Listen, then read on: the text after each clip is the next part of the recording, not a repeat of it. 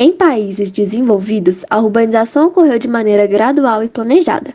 Já em países subdesenvolvidos, como o Brasil, devido à atração da população aos centros urbanos, ocorreu através do êxodo rural, promovido pela chegada da industrialização ao país e de garantias trabalhistas. Em busca de melhores qualidades de vida em grandes cidades, foi possível perceber a aceleração do processo de urbanização.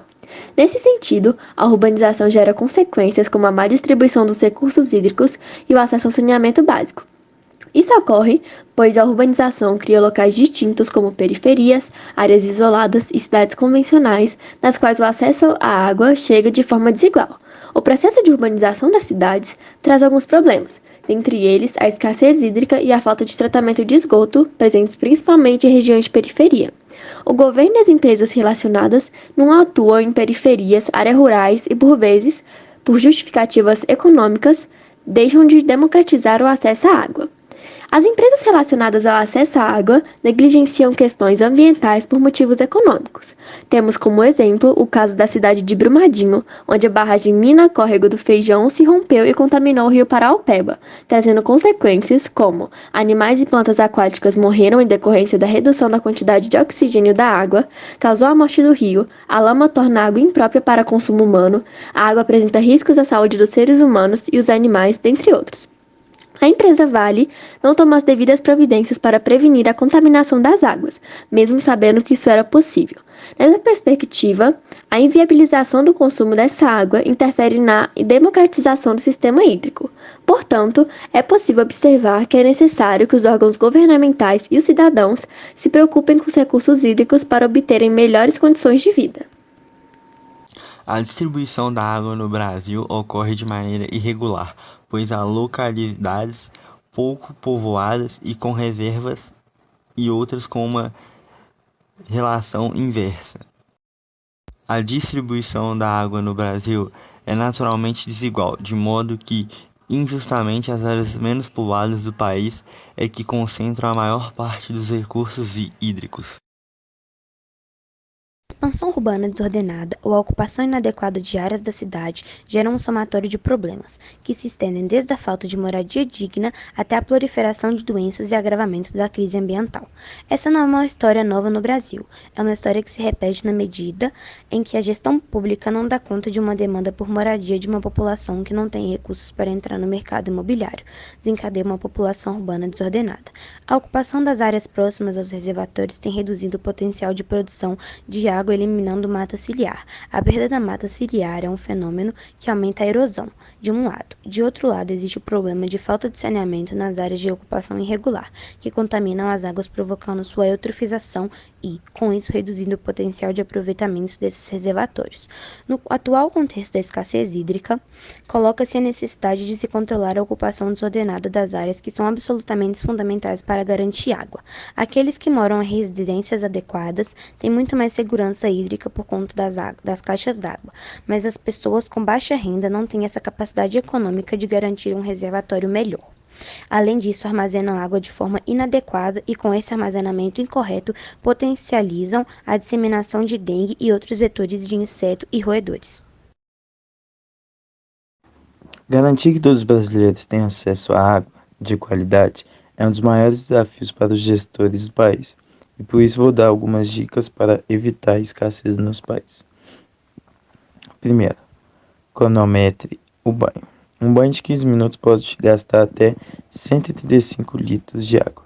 Se você reduzir o tempo abaixo do chuveiro para 5 minutos, apenas 45 litros são utilizados. 2. Desligue a torneira ao escovar os dentes. As torneiras também são grandes responsáveis pelo desperdício. 3. Ensaboe todas as louças de uma só vez. Antes de lavar a louça, retire os restos de comida com o apoio de guardanapo ou toalha de papel. Ensaboe todos de uma vez só com a torneira fechada. 4. Limite o uso da máquina de lavar. O ideal é usar a máquina sempre cheia e em ciclos completos de lavagem. 5.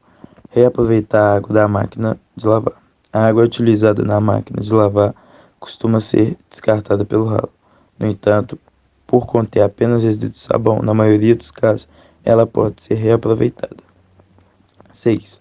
Não lave a calçada com mangueira. Lavar a calçada com mangueira é uma atitude pouco consciente e pode representar o gasto de 120 litros de água. Impactos da escassez de água no Brasil. Há vários fatores que motivam a falta de água, dentre eles a seca, poluição e má distribuição desse recurso, apenas para citar os mais comuns. Quando falamos em má distribuição, estamos nos referindo ao fato de que nem sempre a região onde a concentração populacional é maior é aquela que possui mais água. Além disso, a distribuição da água é um problema de poder. É por isso que há muitos conflitos mundiais pela posse de água, tal como acontece com as águas do Rio Jordão. E as consequências? Quanto mais pessoas, há mais consumo de água. Dessa forma, daqui a uns anos, o aumento da população sinaliza uma crise hídrica grave, pois se a água é um bem essencial, a falta dela trará impactos sociais, econômicos e ambientais. São exemplos: esvaziamento das cidades, baixa produção agrícola e industrial, falta de emprego e entre muitos outros. No Brasil, o que pode se tornar um problema grave relativamente à água tem surgido desde 2014. Nessa altura, os níveis de precipitação começaram a baixar muito. Isso decorre da seca, bem como da gestão dos recursos naturais.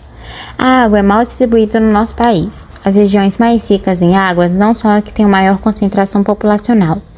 É o caso da cidade de São Paulo, que concentra o maior número de habitantes do Brasil. A cidade é abastecida pelo reservatório de Cantareira. A bacia do Rio Amazonas, por sua vez, é a região que concentra mais água no Brasil. No entanto, transportar a água dessa região para as outras seria um processo bastante caro. Além disso, a retirada de água desse local poderia trazer um problema ambiental muito sério.